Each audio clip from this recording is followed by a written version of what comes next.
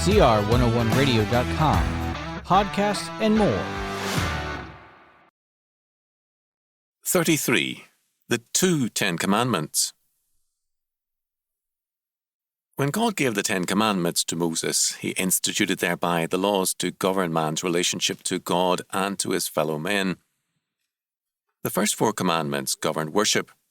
The other 6 govern the family, property, man's speech and testimony, thou shalt not bear false witness against thy neighbour, and the heart of man, thou shalt not covet. With the triumph of Christianity in the Western world, these laws became basic to all society, and the result was Christian civilization. In 1847, however, another set of 10 commandments for man and society were proclaimed by Marx and Engels in the Communist Manifesto. It was a program stated deliberately in 10 points in order to provide the new law for mankind to replace the Bible and its 10 commandments. Marx's new 10 commandments called for 1. Abolition of private property and land, 2. The income tax, 3. Abolition of all right of inheritance, 4. Confiscation of all property of rebels and emigrants, 5. A national bank monopoly and concentration and centralization of credit in its hands, 6. State control of communications and transport, 7. State ownership of factories and instruments of production, 8. Equal liability of all to labour and establishment of industrial armies, especially for agriculture.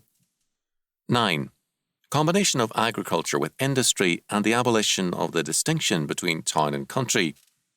10. Free education plus child labour as a part of education. The result Marx believed would be a wonderful and happy world.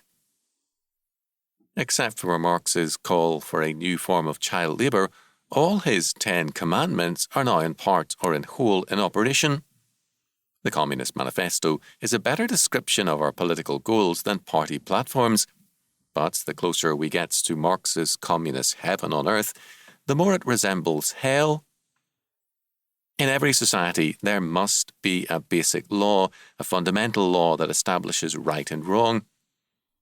This, the 10 Commandments, has done for Western civilization for centuries.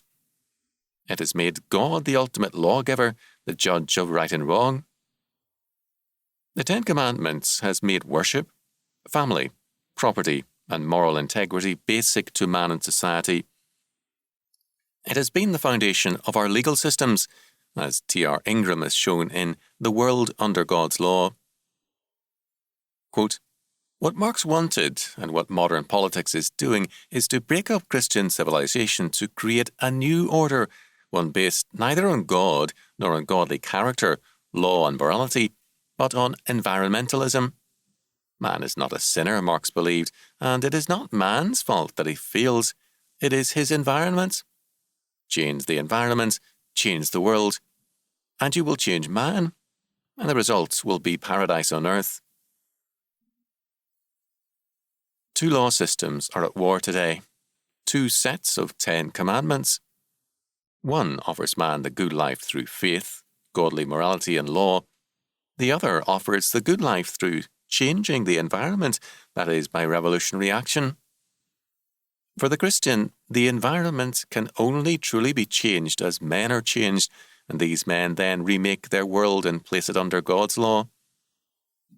For the Marxist, men are changed by changing the environment, because man is only a reflex of his environment, not a lord over it. Between these 2 positions, there can be no peace nor any coexistence.